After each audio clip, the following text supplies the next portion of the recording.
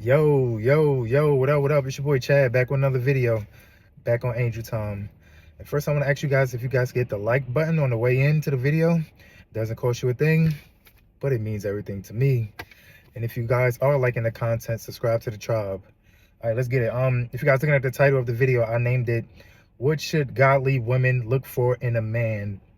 What should godly women look for in a man? And I told you, sisters, I got you. So here's the video y'all been waiting for. So as we know, and I said this in the previous video, what should godly men look for in a woman? We know that there's an attack on relationships. Like Satan is trying to keep people divided against each other. Like he's trying to continue the man versus woman battle in the world. And our people, like our sisters, like you've been programmed to believe to only be attracted to a certain type of man, like, and that man is either a rapper, ball player, drug dealer, scammer, or doing some type of nefarious things. And I want to be the first to tell you that that is not the way to go. In fact, like, you dating these type of men is going to lead you down a path of destruction. Like I said, I don't know. Yeah, they make it seem like those men are attractive, those men are or whatever, like, and it's not true. Like, those men, like, they want you to overlook the suit and tie, white collar type of men. They call them lame and corny and all that type of stuff. But like I said, if you ask me, like I said, I'm never gonna think a gangster or a drug dealer or a scammer is cool. Like, ball players, all right, cool, whatever. But scammers, rappers, drug dealers, nah, those are the corny men to me, because they taking the easy way out. Like, but so I wanted to make this list, what you should look for when you're looking for a godly man. Well, first I want to say you shouldn't be looking for a godly man anyway. God is going to send you your partner. God is going to send you what they call it, the kingdom spouse, or whatever it's called. God is going to send you your kingdom husband or whatever. But I just want to make a list of things you should look for in a man. So without further ado, number one, and this, I said the same thing for the first video about godly men looking for godly women, and this going to be the first thing for this video too.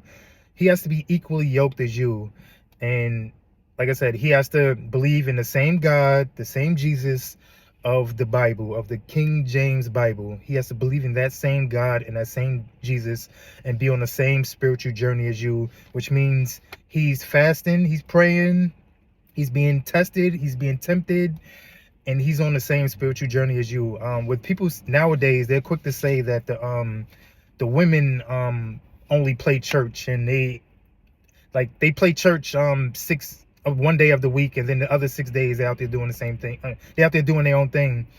Meanwhile, men do the same thing. Like, they play church too. Like, there's men out there Monday through Saturday out there doing their thing, and then Sunday they go repent and that's it. Like, so like I said, men got to be on the same spiritual journey as you women, and men has to be your leader. Like, and I know this is women nowadays hate to hear that. Like, they hate to be they hate for the man to be over them or be any type of leadership role. But this video is for godly women. If you're an eminist watching this video, you shouldn't be watching this video. This is not your video. This is for godly women, and godly women understand the biblical hierarchy of a relationship. Like, I actually just a woman actually, and this would make me, I can respect a woman like this. She said, I may not agree with everything, but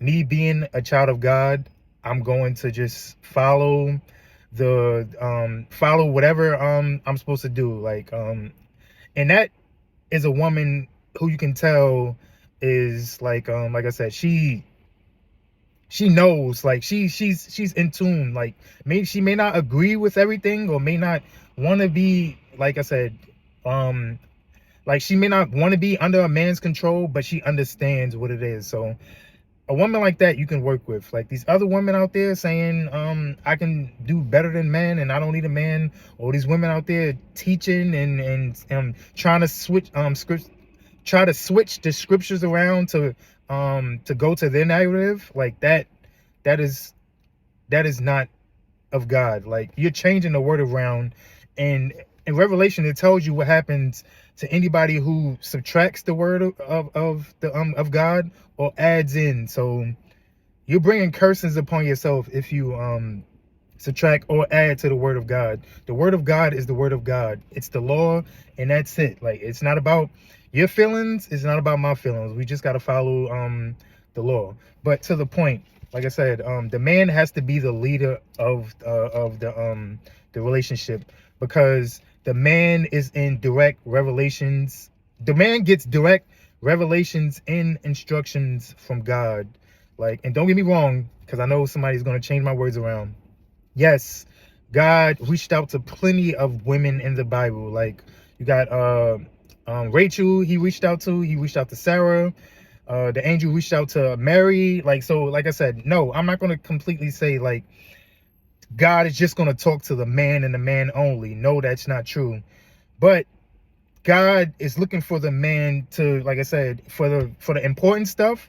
The God is looking for the man to reveal the revelations and his instructions too. Like, look at I always bring this up. Look at Lot. Like, he sent the angel to tell Lot, hey, get you and your family and get up out of here, because I'm about to destroy Sodom and Gomorrah.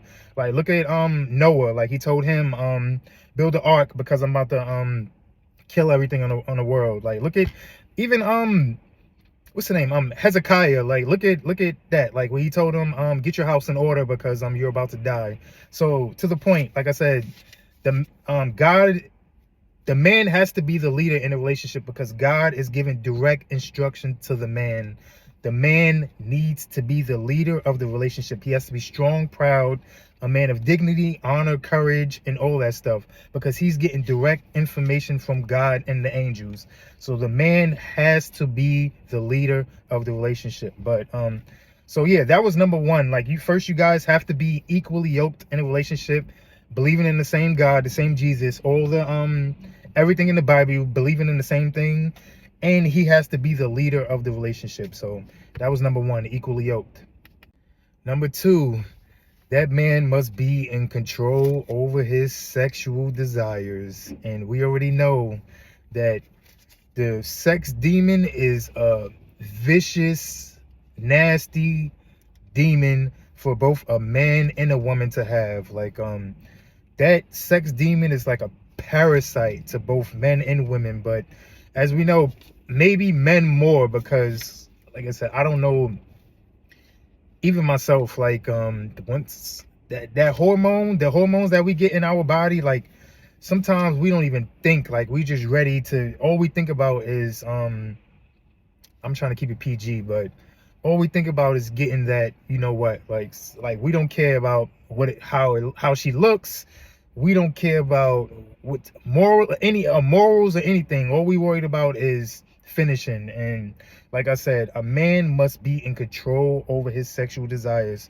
And what you see, what's happening nowadays is when couples get married, that they think that the marriage alone is what's going to make them just be in control. Like, they think that, all right, I'm married now, he's dedicating his life to me, and that is enough for just by us saying our vows, and that's enough for we to just be in control. Like, that's it. Like, I'm here to tell you that is not true. Like, that sex demon is something that has to be fast and prayed out of a man and a woman. Like, that is something that needs to be over a period of time. Like, you cannot just wake up one day and say to myself, oh, I'm going to marry her, and that's going to make me stop cheating, or stop even being attracted to the other sex or anything like that. Like, no, that spirit must be fast and prayed out of somebody. That man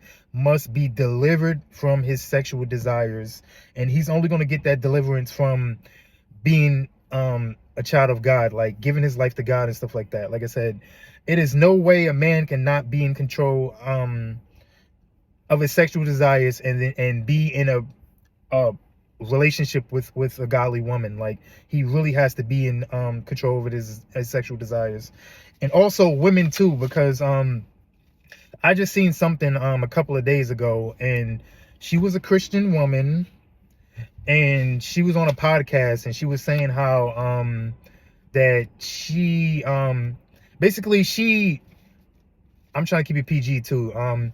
She was saying that she can't have, like, she needs to have sex before marriage to make sure that the sex is good enough before she can get married to the man.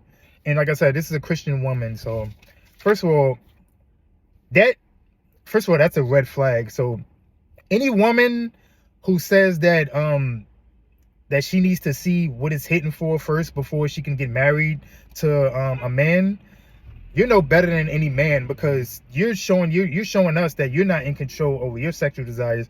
You're showing us that sex has such a importance in a relationship that you can't get married to a man unless he's able to, you know what I'm trying to say, like, unless he's able to have sex with you good. Like, that's a red flag on your part. And I was actually watching like a video, and it was saying that any woman who shames a man for him not giving good sex, or his lower parts being small or whatever like that, that is a red flag. Because like I said, if a woman ever comes out and says, oh, if a man isn't this size that I can't mess with him, that only shows me that either one, you've watched a lot of adult content, or two, you've been in a lot of adult content. Because if you want to stack it up and keep it real, God tells men to marry a virgin woman.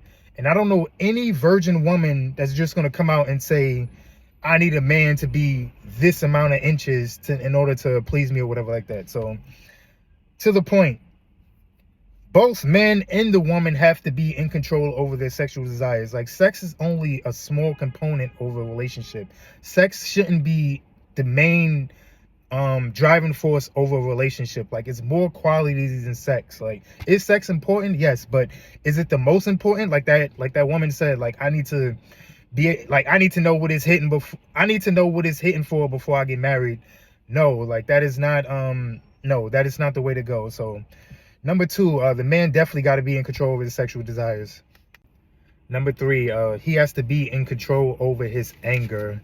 And I actually just made a video. You guys can check it out. How to get in control of your anger. And that is another.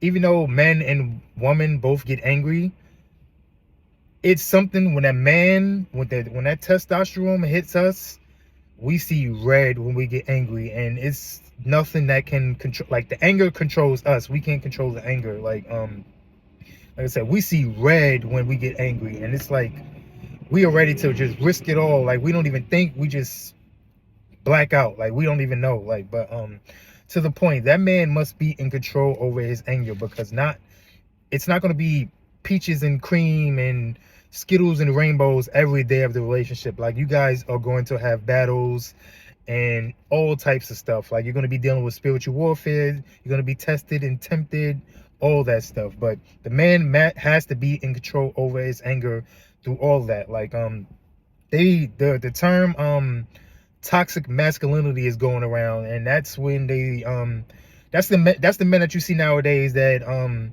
the macho type of man, like the men walking around with their chest out and just ready to fight and kill everybody. Like, no, we don't want to be like you don't need a man like that. Like, you need the man that's going to be more stoic and calm and like of God, like easy, like slow to anger. And I talked about this in the video too, when James said slow to anger, slow to wrath, like easy to listen. Like, you have to be that, like that. You need to look for that type of man. Like, not the type of man, like I said, that's just gonna be a wild card and just turn up every time he doesn't get his way, or he's mad or whatever like that.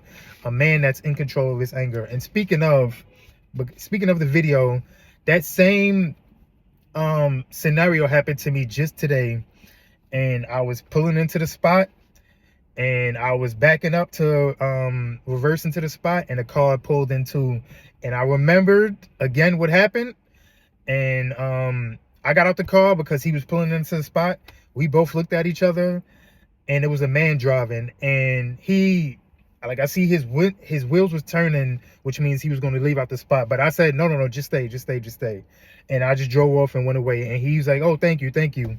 So I redeemed myself from that video. But that just goes to show you that a man must be in control of his anger. Like, not a wild card, not a what's the other word? Not a spaz, or not any other words that they any other euphemisms that they say.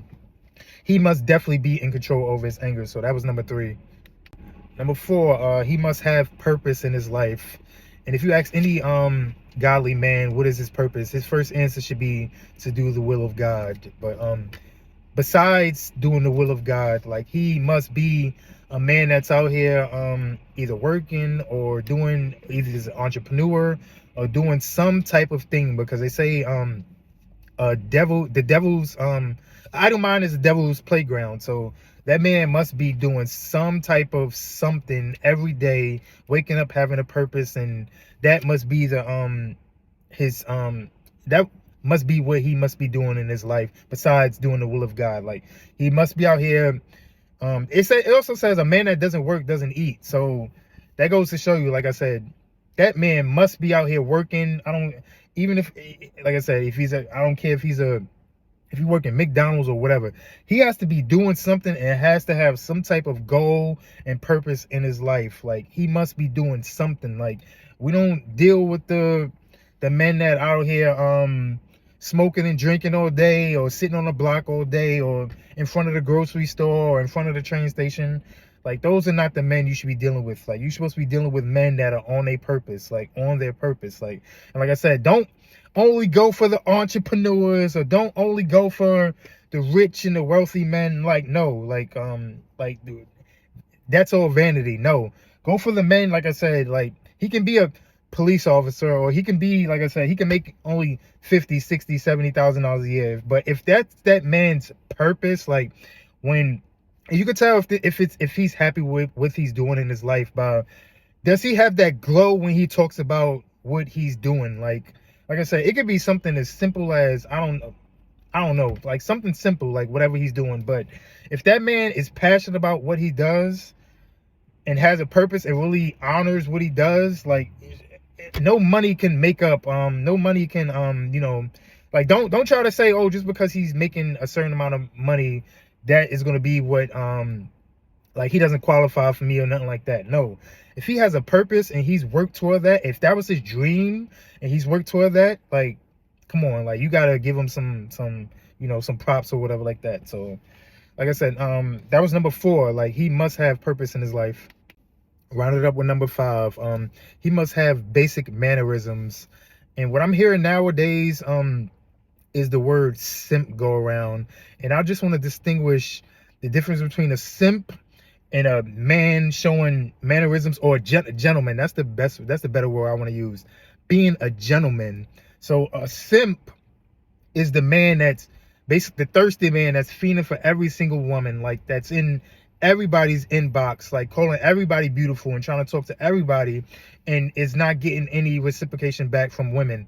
That is a simp. The simp is the man that's fiending for everybody. Like, you're not a simp if you're opening a woman's car door, or bringing flowers on a date, or paying for a date, or they say when a woman walks up the steps, you're supposed to walk in back of her. When a woman walks down the steps, you're supposed to walk in front of her to catch her. Like you're not a simp if you do those type of things. Like I said, being a gentleman does not make you a simp. Like, taking care of yourself also. Just have basic mannerisms, like getting, like I said, haircuts, and smelling good, and just like I said, everything, self-caring. Like I said, you want to look good. You want a man that looks good, like taking care of himself, like working out, eating right, doing all those type of things, because these, like I said, in the Bible, it says, when Samuel first looked at Saul, it says that David was a ruddy Rudy, whatever way you pronounce it. He was ruddy or Rudy, and that, I looked up what that means. Like, that's the man that, like I said, his skin was so, like it's a man that takes care of himself. Like I said, you can look at his, a man, the healthiness in a man's skin. A man got that glow. I ain't saying it's Chad, but a man that got that glow, you can just look at a man and tells that he's take care of himself. Like I said, grooming habits, like take showers, like he's smelling good. Like I said, he's looking nice, he's working out. Like a man who take care of himself. Like, and like I said, back to mannerisms. Like I said, he's not a simp if you if he, like I said, just does make sure you order first at the restaurant, pays for the date, like picks you up. Like he's not a simp if he does that. And that's what men should be looking for in a I mean, that's what women should be looking for in a man. Like I said, basic mannerisms. And it's crazy nowadays that we even have to go through that type of stuff, because that's one problem also I have with the red pill, because they make it seem like a man is not supposed to be doing any of that, but meanwhile they want the women after the date to be just getting undressed for the man. Like meanwhile she just went half on the date, or she paid for the date, or like I said, it's a lot of crap going on in the world nowadays. But that was number 5. He has to be a gentleman. Like I said, a gentleman does not make you a simp. There's a difference. So that wraps it up with the video. Those were the 5 things that I came up with for what a godly woman should look for in a man. And number 1 was equally yoked in your leader. Number 2, he must be in control over his sexual desires. Number 3, he must be in control over his anger. Number 4, he must have purpose. And number 5, he must have mannerisms or a gentleman. So that wraps up for the video. So first get right with the Most High, and then get on angel time.